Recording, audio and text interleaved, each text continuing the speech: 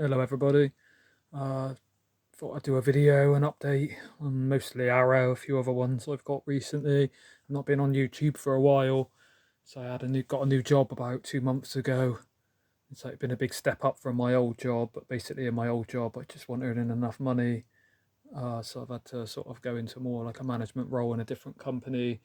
So even when I've been at home, I've been tired or having to learn, do training and research, and not had much social life and working like hard hours. But things are starting to settle down. And where I didn't have much money in my old job to pay the bills and that, with the cost of living crisis, I've now got more money in my new, harder job. So now I can afford some more films and things. So I should be doing some more updates. But since I last seen everybody, I've got a few new films. I want to say thanks to Josh Fulci fan for all the films you sent a little while ago. I've pretty much watched them all now, but not been on YouTube to do reviews or anything of them. But yeah, I've been sort of super stressed and so much information in my brain that it's just sort of been tiring mentally. So yeah, now it's getting easier. I'm sort of back, so I've got this Wild Thing special edition. I'll do a separate video maybe showing off the sort of special editions if people want to see inside and that.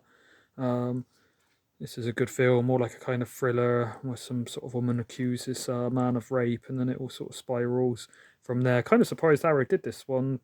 It's a good film, but it's not really cult or anything. It's quite a sort of around about the same time as I know what he did last summer and Scream, those kind of film with like Neve Campbell and people like that. But yeah, more of a thriller. Um, then I've got Henry, Portrait of a Serial Killer. This is also a special edition, but this one is way thicker than the Wild Things one was. It's a good film, quite disturbing, sort of quite a depressing, slow kind of film. Michael Rooker, most people probably know, really realistic kind of film. The home invasion scene is like the most memorable, jarring. Phantom of the Mile, Eric's Revenge. This is actually not a sequel. They just changed the name to Eric's Revenge, sort of in after in post production. Yeah, quite surprised how much I enjoyed this one. It's actually quite well acted. Quite fun. I like any film in sort of a mall, whatever you call it in England. We do have them, but not as sort of popular as they were in America. But they're like department store kind of things in England. We've got Lake Michigan Monster. It's all shot in black and white. It's a weird comedy, really surreal, bizarre. I wasn't a massive fan. It was interesting, but I don't think I'd watch it again. But worth having in the collection, just if you're into bizarre sort of films and cult films. Tale of Two Sisters.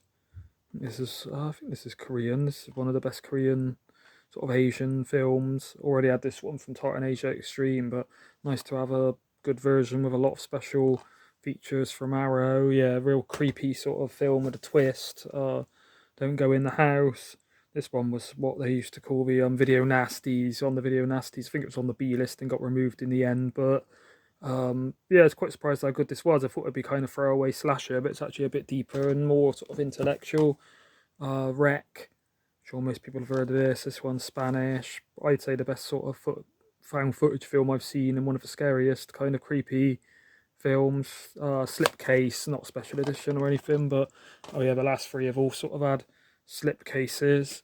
Sometimes you'll see them. I got these in HMV when the sale was on, and they won't have the slip cases, which is annoying, but managed to get those with it. Dead End Driving, Australian film. I was really surprised how good this one was. I thought it'd be a bit trashy and kind of trauma sort of style, but the acting's good. From the main characters, a few of the side ones are a bit over the top and ridiculous, but that kind of adds to it.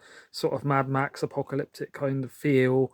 Some real sort of I think it's 80s, might be late 70s, but sort of 80s kind of costumes and crazy hairdos. But yeah, I was quite surprised how much I enjoyed this one. This I think I showed on the last update, talked about it. I was also quite surprised I'd heard real bad stuff about this, but I quite enjoyed it. Robert England's really sort of over the top as like the sort of boss of the factory, but the actual manga herself and some of the gore scenes I was quite surprised at. Not watched this one yet, but heard it's really messed up, kind of quite explicit sort of sexual scene, bit like a Gaspar Noé kind of film. I think it's Mexican. I'll get round to watching that eventually. This was really good. I was sort of quite surprised. One of the best films I've seen this year. I don't think it's new, but it just took a while to come out. They had a second. This is the normal version, standard, but the older one, limited edition was on sale for like £35 on Amazon not for long, and it was gone, and now it's sort of hard to get and paying over 50 quid. But it's about the as I mentioned earlier, the video nasties and the censors in the UK of how they had to cut films, then it blends over into reality. The first sort of hour was a real good slow burn. I really enjoyed it, more like a sort of thriller, and then the last half an hour, I won't say it gets silly or give you any spoilers, but yeah, it gets a bit more sort of action and things. I thought they should have kept it on the slow burn and then sort of gave a different payoff maybe, but still really good. As I wouldn't say it's a flaw, it's just maybe if I watch it again it'll sort of work better. But yeah, surprised how good that one is. I think that's a British film. And then this Ethan Hawke Black Phone, really enjoyed this one, another one of the best ones I've seen this year. I'd say it's more of a thriller than a horror, but it's got sort of horror elements. But yeah, it's real creepy, really good acting, good story, directed by Scott Derrickson, who does Sinister, which is one of my favourites, and it says on here Doctor Strange, which I did like, but not heard great things about the sequel. But yeah, I think that's all the new. Maybe I've got one or two more, but that's at least all the Arrow ones. So yeah, it's just comment if there's anything you want to know about the films, or you want me to do more detail on the sort of special editions, collector's editions, should I say, opening them and that. Thank you. Thanks for watching. I'll be back with another video soon.